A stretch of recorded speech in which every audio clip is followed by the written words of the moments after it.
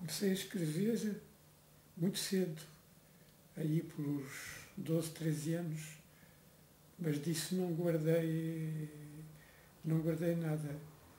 Eram as primeiras tentativas de expressão lírica da natureza.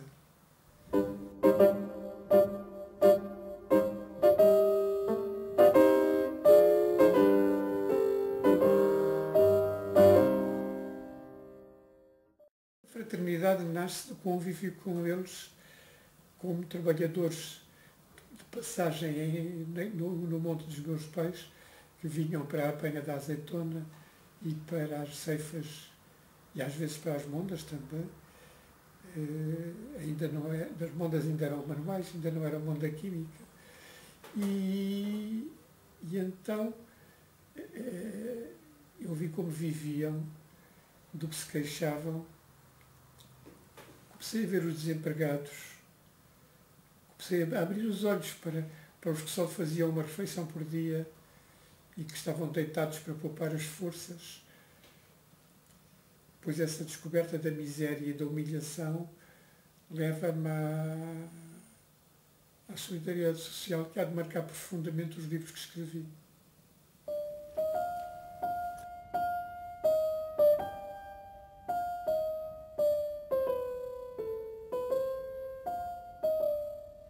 Esse incidente está na origem de um conto que eu mais tarde escrevi na Noite Roxa, chamado Jornada Sem Regresso, onde já aparecem os refugiados da Guerra de Espanha, fugitivos.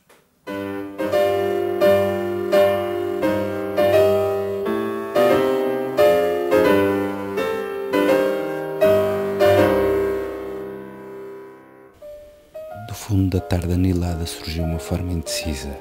Um cavaleiro tisnado, a perna bamba, sacudida, veio crescendo pela estrada clara entre os agostadores de trigo e de cevada onde o sol ardente chispava.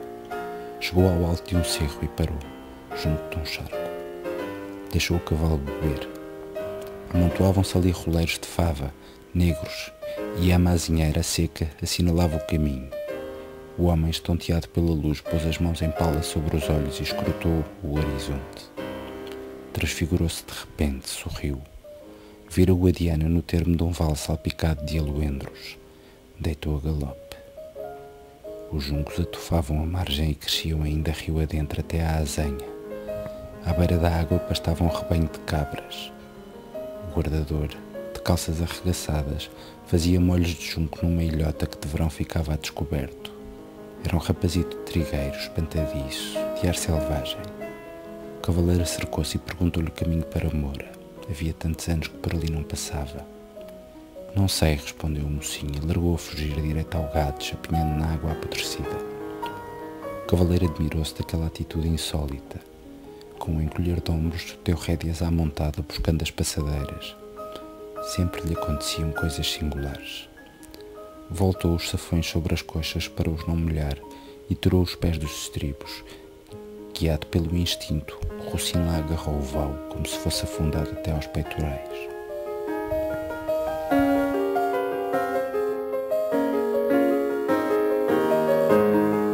Um poema que eu fiz à minha mulher, à Maria Judite Carvalho, que estava eu isolado em Caxias, numa cela, não tinha condições ainda para escrever nem ler, e memorizei um soneto. Até que, quando pude escrever cartas à família, meti o soneto. Aí era um soneto à minha mulher.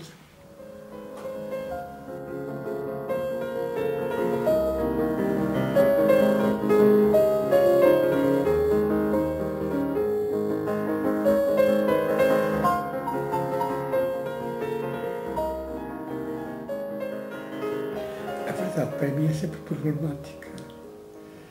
E dos meus romances há uma sucessão de máscaras eu vejo fui muito marcado pelo existencialismo do Sartre e do Camus e do Malraux, mas sobretudo do Sartre, e portanto vejo muito o homem em diálogo consigo, em relação com os outros, porque só em relação com os outros é que verdadeiramente se constrói, se descobre, mas vejo sempre questionando-se